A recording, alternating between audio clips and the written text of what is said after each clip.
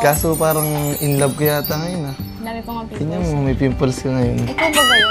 Ay siya? Jesus! Ay, saglitan niya pala si tita. Gandang araw po, makikigulo po. Pasok kasi okay lang. Gandang araw po. Bless po. Ay, okay lang. Sige po. Sige po. Kausapin ko lang muna si Angelica po. Wala, grabe. Parang talagang ang bloom-bloom mo ngayon. Ewan ko sa'yo, nabubulak ka. Tingnan mo oh. Ang ganda oh. Parang di ko, pogi ah. Tingnan mo, ang ganda. Ang ganda ng uniform sa likod ah. Grabe, akala ko pa Hindi naman, joke lang. Hindi, parang ano ko yan, parang may kakaiba ngayon sa aura mo. Nagpaputol akong buhok. Bakit ka Parang nagpaputol? same tayo, ikaw nagpagupit, ako nagpaputol. Pero alam mo yung na-miss ko dito? Yung kakanin nyo. Wala na, Ay naubos siya. na. Sayang naman. Pero, pwede naman dun tayo sa dati nating spot. Sige, Gusto mo? tara. Gusto mo? Gustong gusto. Tara. Tara, dito muna tayo. Tara. May kakaiba ngayon dito ah. Oo, ayos na siya. Ayos na siya ulit. Kasi last time na pumunta kami dito nila, Kuya Rab, Wala talaga medyo kayong pag-iba na, di ba? Tapos, ito, bago kayo, mantel. Inayos kasi ni Papa, syempre, na ano din si Papa pag gusto magbablog dito, wala kayong maupuan. Noon pa lang, nung simula pa lang, ito yung talagang signature spot natin. Yeah. Dito tayo kumakain. Ayan nga yung look ba? Dito tayo nagkukulitan. Kaya Tsaka, nakakamiss din. dito ka rin na-inlove sa akin.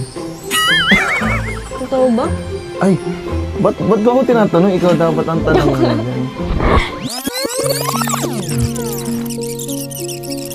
Pero kailangan talaga bro malaman din ng sponsor, sasabihin din natin. Oo. Pero wag na natin Huwag mo na i-open up yung sa iba.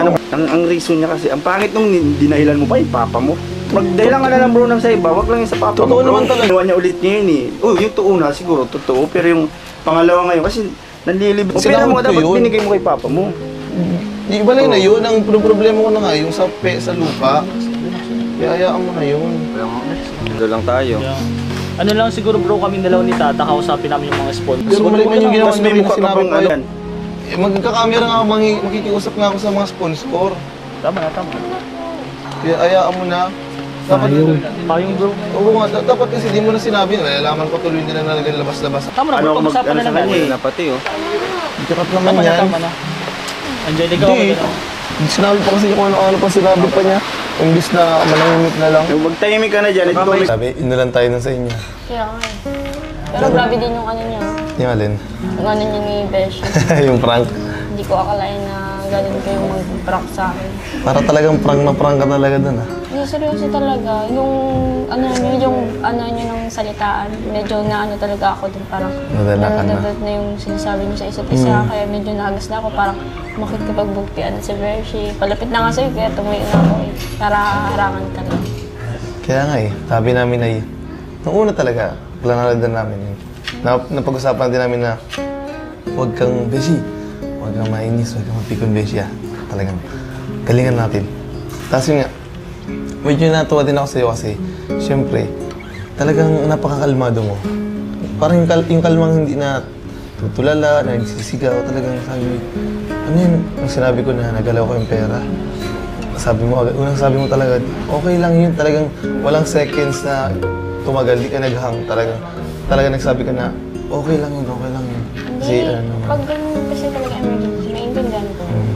Tsaka talagang, ang kinatuwa ko, napaka-ano mo, nagalawin, napaka-ano mo talaga, intindihan mo.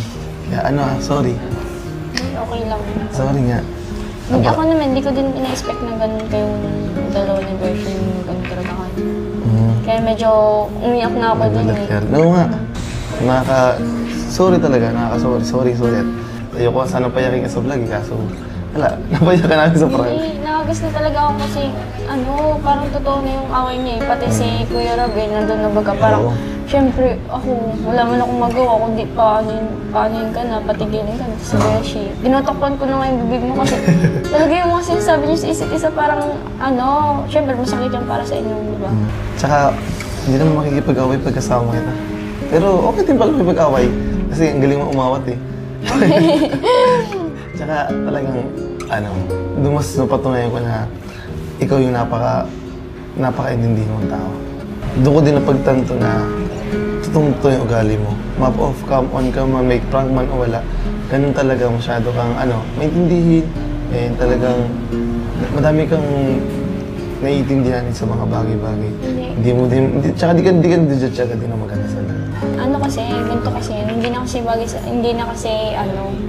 kumbaga hindi na bago sa akin yung mga ganong sitwasyon kasi syempre, minsan nakakaano din ako nung nag-away sa harapan ko.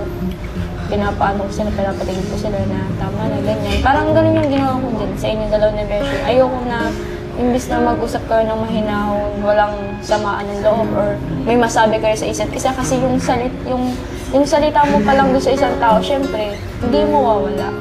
Buti kung physical, okay lang, mahihilom agad yung sugat. Pero yung pag mas nasaktan mo yung isang tao sa words na parang sinabi mo ng gano'n, parang syempre, hindi niyo makakalimutan yun, itatatak niyo yun sa utak.